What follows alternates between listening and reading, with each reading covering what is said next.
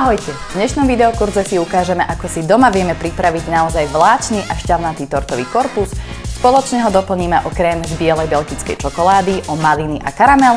Pozrieme sa spoločne aj na technologické postupy a dávam aj pár tipov a postrehov, ktoré vám zjednodušia prípravu a ušetria kopec času a energie. Tak poďme. 3,